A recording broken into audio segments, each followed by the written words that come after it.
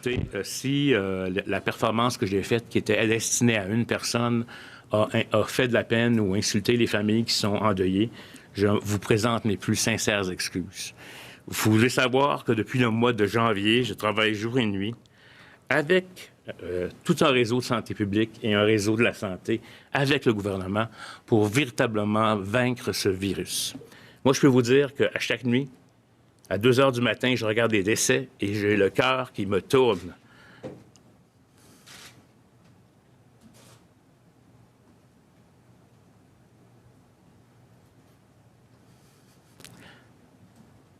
Donc, ça n'a jamais été mon intention de blesser qui que ce soit. Et j'ai compris que plus jamais je n'utiliserai les médias sociaux dans ce contexte-là. Je vais écrire aux gens pour les remercier.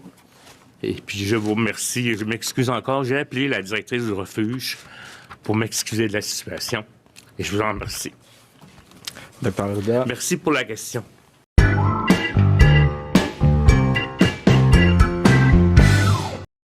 32 heures en 2 jours avec 4 heures de sommeil. Je me rappelle ce matin-là, je suis rentrée à la maison, je tremblais, j'ai vomi, je suis allée me coucher, j'ai dormi 18 heures. C'est comme de l'esclavage légal. C'est ce qu'on se dit, nous, dans notre milieu du TSO. Là. Premièrement, les conséquences, on les voit auprès des usagers. La qualité des soins est diminuée. Quand je me sens trop fatiguée, je sens que mon cerveau ne suit pas. On a la vie des gens entre nos mains. Je me sens pas sécuritaire, en fait, envers mes patients. C'est comme si on nous prenait pour des numéros, pas des êtres humains. Comme si on n'avait pas de vie extérieure. Il n'y a pas aucun autre milieu de travail qui te force à rester travailler là, contre ton gré.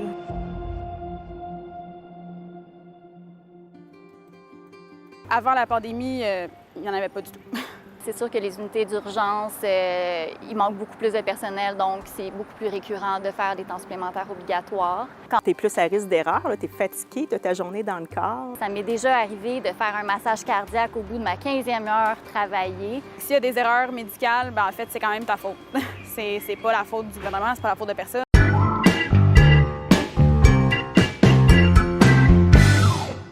Avec nous ce soir, Daniel Payet, économiste et fiscaliste, qui propose d'instaurer un incitatif fiscal, le vaccin-pot. Bonsoir, M. Payet. Bonsoir, monsieur. L'idée serait de faire payer les personnes non vaccinées pour les soins reçus à l'hôpital, des personnes non vaccinées qui sont bien sûr hospitalisées. En quoi consiste votre proposition, M. Payet? Bien, vous savez, on a eu toutes sortes d'incitatifs. Le premier ministre et le ministre de la Santé,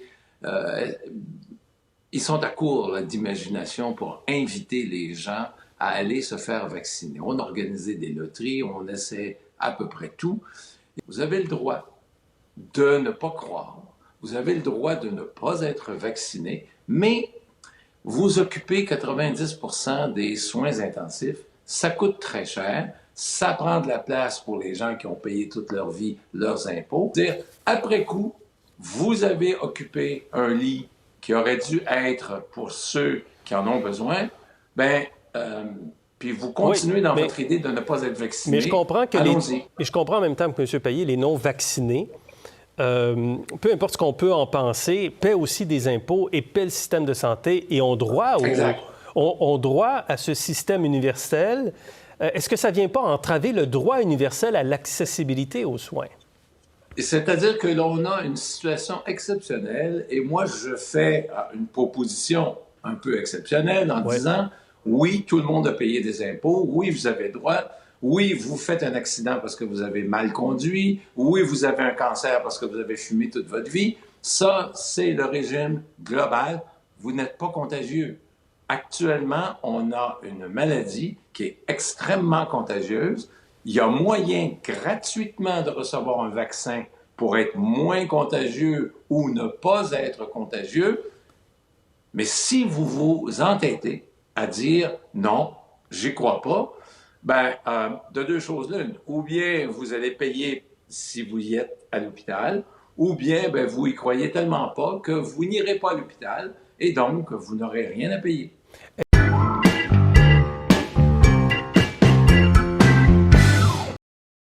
Donc là, mon Dubé, il tient à remercier quand même tous les collabos, là, comme les collèges des médecins, l'ordre des infirmières, l'ordre des pharmaciens, puis plusieurs autres là, qui nous aident. ils nous ont aidés, puis qui nous aident à menacer, à discriminer de façon systémique les non-vaccinés en les punissant, en les menaçant. Merci. Merci d'être là. Grâce à vous, là, ça leur met tellement de la pression qu'il y a des gens qui cèdent à tous les jours. Puis ça, c'est grâce à vous autres. Merci. Alors, je tiens absolument à prendre un moment pour remercier nos partenaires. Il y en a plusieurs, mais particulièrement le Collège des médecins, l'Ordre des infirmières, l'Ordre des infirmières auxiliaires, l'Ordre des pharmaciens et plusieurs autres qui nous ont aidés et avec qui on a discuté dans les dernières semaines. Ah mon Dieu. Hey, c'est grave. J'en reviens pas, là. J'en reviens pas que toutes vous autres, là, toutes les ordres, là, vous embarquez là-dedans, là, contre vos membres, là. En se disant la majorité y ont été, là. Là, la petite minorité, on est prêt à les écraser. C'est ça, la discrimination. C'est ça.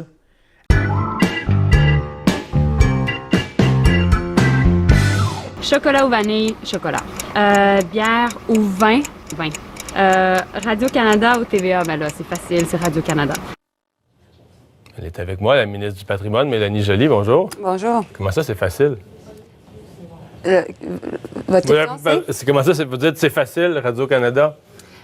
Ça a l'air plus facile de préférer Radio-Canada à TVA que la vanille au chocolat?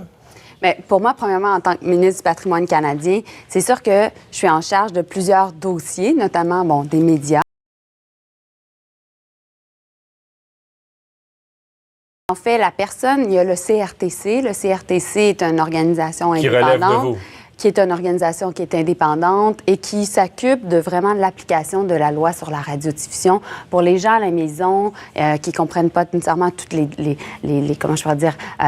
précisions de la réglementation en matière de radiodiffusion, il y a vraiment une agence qui s'occupe de ça. Et bien entendu, on s'assure qu'il n'y ait pas de biais dans les circonstances. Vous me dites le CRTC est neutre. Moi, je peux être biaisé. Moi, je peux être biaisé, le CRTC est neutre. Au niveau de l'application de la loi sur la radiodiffusion, M. Blais, président du CRTC, s'occupe de s'assurer qu'il n'y a pas de blais. Mais ceci dit, je tiens à vous dire que, de façon générale, en tant que ministre du Patrimoine, moi, ce qui me préoccupe, c'est beaucoup les changements technologiques qui ont lieu présentement. Et le fait que... Je pense qu'on change de sujet, là. Non, on ne change pas de sujet parce que... On va surveiller.